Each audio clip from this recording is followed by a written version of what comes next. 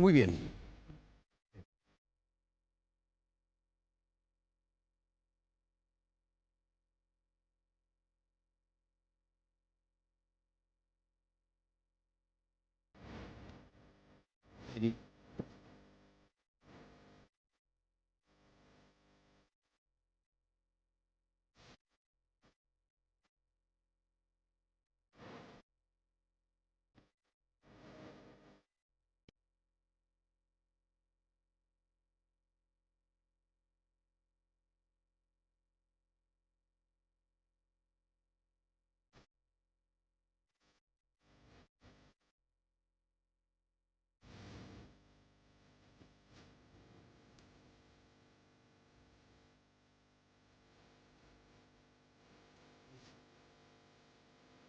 Pero bueno, a ver, hoy estaba leyendo un artículo muy, pero muy interesante, escrito por una periodista que se llama Soledad Blardone, en infobae.com. El título es ¿Cuáles son los daños que causa la marihuana en la salud? Y dice, a pesar de que el debate sobre la despenalización está candente, científicos y médicos advierten sobre los graves perjuicios en realidad en la salud que provoca su consumo. Infobae consultó a especialistas, etcétera, etcétera. Bueno, y hay un especialista que es muy interesante, que dice lo siguiente. Él es de la Fundación Favaloro, pertenece a INECO, una institución que nosotros conocemos muy bien porque queremos muchísimo a Facundo Manes, que dirige INECO, etcétera, etcétera. Dice, hay mucha preocupación en el ambiente psiquiátrico por la masividad del uso de esta droga. En la actualidad, las cepas de cannabis tienen una altísima concentración de alcaloides, muy superior a las que tenían décadas atrás, por ejemplo en la década del 70. Su efecto es mucho más potente. Esto lo dice Marcelo Sedkovich, que es director del Departamento de Psiquiatría de INECO. ¿Y cuáles son los daños que ocasiona a la salud? Bueno, y enumera un montón de daños que son realmente impresionantes, que los jóvenes argentinos y estos comunicadores en la República militantes del charuto, de la marihuana, de la maruja, etcétera, etcétera, militantes,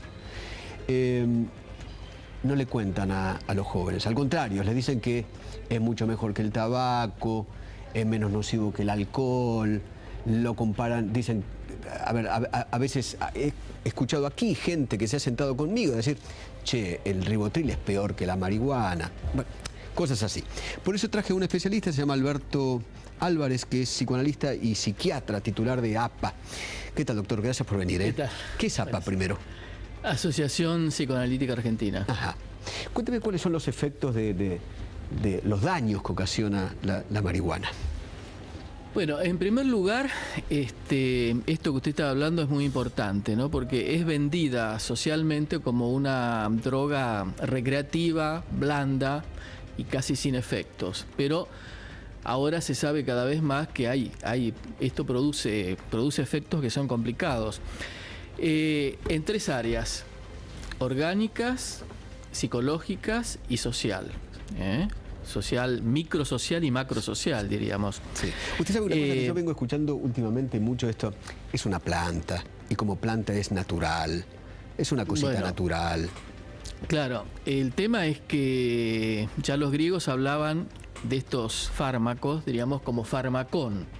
Una sustancia puede ser, según cómo se use, diríamos, puede ser remedio o veneno, ¿no? ¿Y esto de por sí mismo.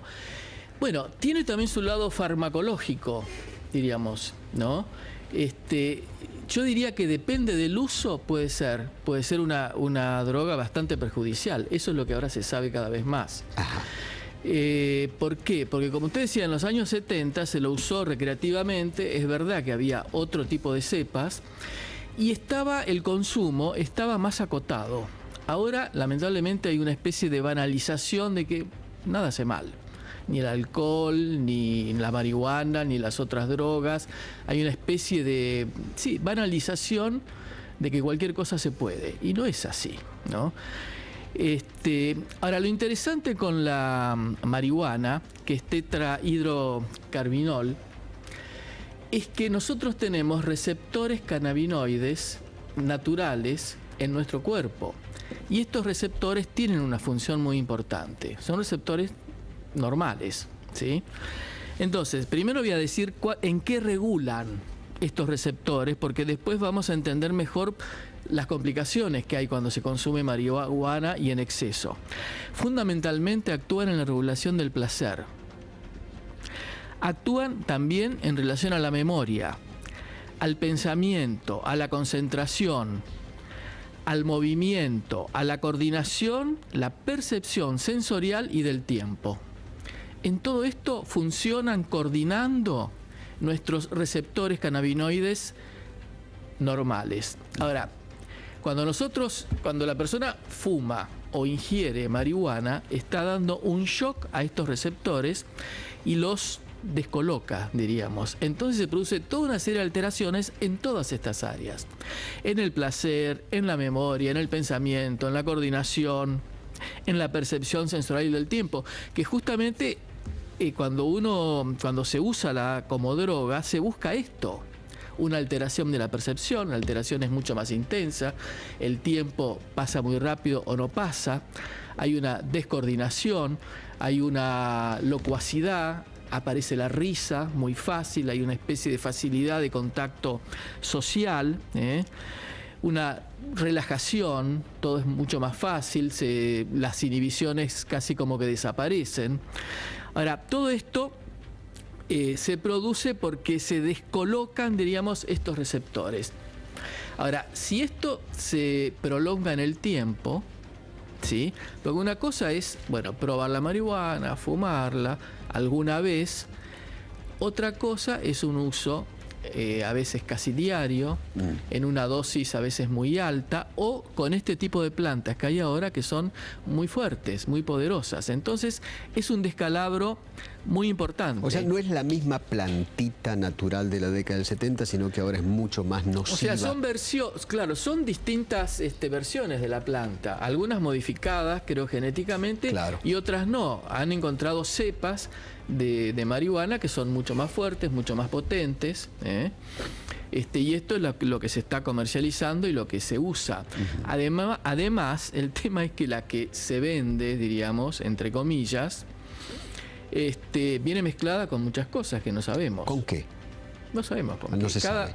Puede tener anfetaminas, puede tener talco, puede tener muchas cosas. No se sabe. Cada vendedor, diríamos, cada dealer la muele, la mezcla con lo que puede para diluirla, ¿no? Entonces, se sabe un poquito más los efectos de la marihuana pura. Ahora, todo lo otro que viene mezclado, no sabemos, porque no sabemos muchas veces qué es. Ahora, para un adolescente, ¿no? Sí. Que arranca 12, 13, 14 años. ¿Qué efectos puede tener en el tiempo? Bueno, ese llegado, es el tema. Los 20, ese es 25, el tema con los adolescentes años. Y que tampoco se habla, que el adolescente tiene un psiquismo y un organismo que está en desarrollo. Entonces, todo aquello que interfiera con el natural desarrollo produce alteraciones mucho más complicadas que en una persona adulta que su psiquismo ya está estructurado y su organismo también.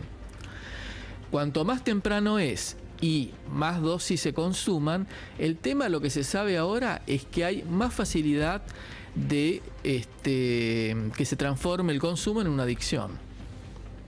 Eso es muy alto. Digamos, cuanto más chicos son y cuanto más se fuma por día, más se consume por día, aumenta muchísimo la probabilidad de que el consumo social se transforme en una adicción. ¿Cómo los puede afectar para el día de ponerse a estudiar en la universidad? Bueno, usted se acuerda que yo dije la memoria. De ir a trabajar. Yo dije la memoria. Sí. Es una de las cuestiones que está en juego. ¿Por qué? Porque altera la atención. Con todos estos efectos que produce, la euforia, la relajación, la apercepción del tiempo, la apercepción de los pensamientos, la atención se desdibuja. Cuando nosotros no estamos atentos, no podemos fijar las cosas que nos pasan habitualmente y menos podemos estudiar. O sea, está bastante comprobado que hay un déficit en la posibilidad del aprendizaje, en la capacidad del aprendizaje, ¿sí? Esto está bastante regulado. ¿Por qué? Porque hay una dificultad. Tomemos estos dos parámetros, atención y memoria, están alterados. Cuando están alterados atención y memoria, estos se pueden alterar de muchas maneras, claro, con el alcohol también, con psicofármacos, con muchas cosas. tenemos una capacidad de concentración y de aprendizaje mucho menor. Son chicos que les cuesta mucho. Y el otro efecto del consumo prolongado es lo que se llama la anedonia. Porque este shock, diríamos, lo primero que yo señalé es que es un centro que regula la cuestión del placer. Ahora, si ese centro lo estimulamos, estamos todo el tiempo solamente tratando de sentir lo que es placentero y cada vez con mayor intensidad, eso se agota. Se agota no solo orgánicamente, también psíquicamente, ¿no? Porque el placer, el goce, tiene que tener un límite. Y se caen en estados bastante prolongados de anedonia, ¿sí? Que es la dificultad para poder hacer justamente cuestiones placenteras en la vida, poder dedicarse a algo productivo. No hay interés en nada. Y sacarlos después de este estado es una de las cuestiones más costosas. He escuchado a algún médico decir que la marihuana en los adolescentes específicamente sí. Les afecta mucho el lóbulo frontal. Sí. ¿Eso es verdad? Y sí, porque es el lóbulo que está en formación, diríamos, en la adolescencia. Es uno de los últimos que termina de sus vías terminan de conformarse, ¿no? Actúa un tóxico. Tanto la marihuana como el alcohol afecta. Bien. Cuéntame otra cosa. A ver, en lo que tiene que ver con el cáncer, porque he escuchado, mitad de la biblioteca dice que la marihuana también por el hecho de fumarla, que el humo, que provoca a largo plazo cáncer, otros dicen que no, que en realidad lo que provoca el cáncer es el cigarrillo común. ¿Qué sabe usted? Bueno, lo que yo sé es que las dos cosas provocan cáncer. El cigarrillo está recomprobado que provoca cáncer. Eso por supuesto. La marihuana está bastante estudiado que sí. El tema con la marihuana es que se supone, entre comillas, que una persona no fuma en su vida la misma cantidad que puede fumar de tabaco, ¿no? Si fumara la misma cantidad de tabaco, seguramente que tiene muchísimas más posibilidades de cáncer y mucho más temprano. Hay algunos estudios que dicen que es ambiguo. Hay algunos estudios que dicen que actúa en un tipo de célula que facilitaría la creación de tumores, el desarrollo de tumores. Sí. No está del todo comprobado, pero hay muchas investigaciones que avalan esto. Pensaba en lo siguiente, siguiendo con el tema de los adolescentes. Supongamos una nena, adolescente. Empieza a los 12, 13, 14, 15 años. Sí. El día de mañana va a querer ser mamá. Sí. ¿Puede afectar al futuro bebé esa mamá que fuma marihuana? Bueno, el tema es cuándo va a fumar. Digamos, el efecto más importante de la marihuana dura por lo menos 7 días. Después hay 14 días que hay restos, pero el efecto más importante son 7 días. El tema con la mujer es un poquito distinto, porque la mujer tiene mayor cantidad de tejido adiposo que el hombre, pero algo es su cuerpo como es, y tanto el alcohol como la marihuana tienen avidez por ese tipo de tejido, entonces se fija más. En la mujer se fija más, tiene un efecto mayor y un efecto más prolongado. El efecto más nocivo que se sabe es si en el momento del embarazo la señorita sigue fumando marihuana o lo mismo tomando alcohol, ¿no? Ahí el efecto está bastante comprobado. Ahora, si fumó y pasó un par de meses y se ha desintoxicado, el efecto no está comprobado, que el chico ese tenga alteraciones. Otra de las cosas que siempre se dice, ya que habla usted de cuestiones de tiempo, es, a ver, yo me meto ahora, pero salgo cuando quiero. Salgo fácil. Bueno, eso no siempre es tan fácil, ¿no? Algunos chicos lo pueden hacer. De hecho, hay muchas personas que lo han hecho y lo han dejado, que han tenido un uso social de la marihuana en alguna fiesta, en alguna reunión, pero nunca se sabe cuál es la cuestión con cada uno, diríamos. Cómo esa sustancia, cómo va a caer. Digamos, lo que pasa es que todo aquel que lo fuma, yo digo porque escucho, leo, muchos de estos adolescentes que me critican por ocuparme de este tema, dicen, a ver, como concepto general, que en realidad a ellos no les pasa nada. que ellos salen cuando quieren, entran cuando Claro. quieren, no les pasa absolutamente nada, yo lo manejo. Bueno, yo lo que veo es cuando esos chicos no pueden salir, diríamos, ¿no? Y hay muchos casos, cada vez más. El tema es que no es, digamos, se arma una cuestión con el tema de la droga y la marihuana, que es, en este caso estamos hablando, que no es solamente una decisión personal. Hay una decisión de probar, de consumir, bueno, pero después pasan otras cosas. Hay cuestiones, muchas veces, cuando el consumo, digamos, social se transforma en una adicción, hay otras cuestiones en juego. Por eso decía de un daño psíquico, biológico y social. Hay cuestiones familiares que tienen mucho peso. Acá tiene que ver cómo ese chico fue criado, cómo fue estructurado, cuánto tiene de puesta de límites él, o sea, cuánto tiene él para regular esta cuestión entonces del placer tan intenso. Hablemos de a los padres que tienen esto una gran responsabilidad. Yo creo que sí, entonces, hay una gran responsabilidad. En esto es una gran responsabilidad porque no es lo mismo un chico que fue criado con puesta de límites y una responsabilidad para sus cuestiones de la vida, alguien que no lo tiene. Y cada vez más vemos estos chicos que no tienen, ¿no? Otra de las cosas que también me dicen es, sos un careta, Feynman, fumate uno y vas a ser feliz. Bueno, el tema es ese también, Feynman, que produce mucho placer. Esa es la cuestión. ¿Y? Bueno, hay muchas cosas que producen mucho placer. Estos receptores cannabinoides se pueden activar de muchas maneras. Pero este es un placer que, a ver, esto es un placer veneno. Químico. Es un placer químico que viene de afuera, que puede producir una adicción muy importante. Ahora cada vez más se ve otra problemática, por eso en el artículo que usted leyó hablaba de los psiquiatras, porque se ve cada vez más cuadros psiquiátricos graves desencadenados por el consumo intensivo de marihuana. ¿Ah, sí? ¿Y cuáles son esos cuadros? Psicosis. Sí, psicosis. Pueden ser psicosis tóxicas, digamos, dependientes del alto consumo de marihuana y de estas cepas, diríamos, de marihuana con un poder muy, muy fuerte. O se desencadenan otro tipo de psicosis que a lo mejor después, si no, no se hubieran desencadenado. ¿Por qué el que fuma marihuana se hace tan militante de la marihuana y se lo quiere imponer a todo el mundo, que todo el mundo tiene que fumar? Veo que ahí en la televisión hay un mensaje impresionante, ¿no? Sí, sí. Bueno, yo diría que hay varias cuestiones aquí. Por un lado, hay una cuestión social que nosotros desde el psicoanálisis decimos que hay como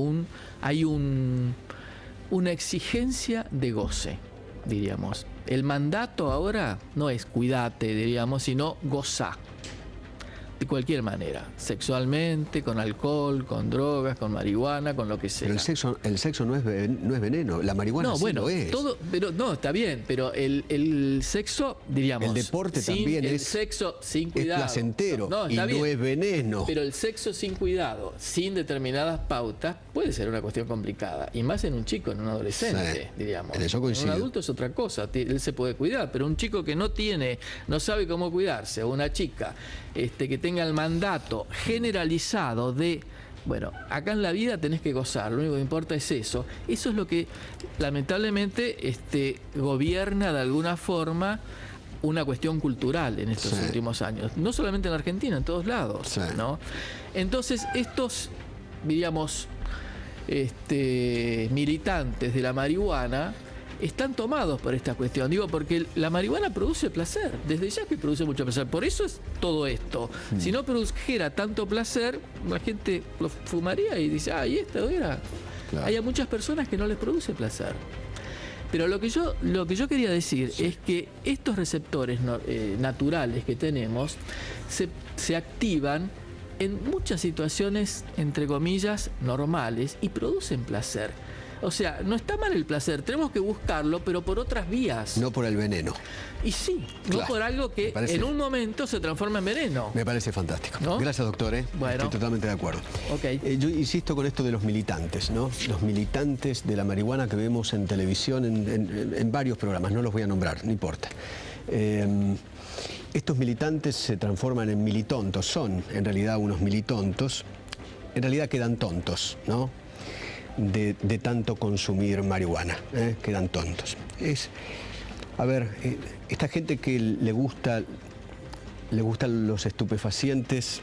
La palabra estupefaciente viene del italiano, del verbo estupere, y es estúpido. Eso es lo que son, unos verdaderos estúpidos. Ya venimos.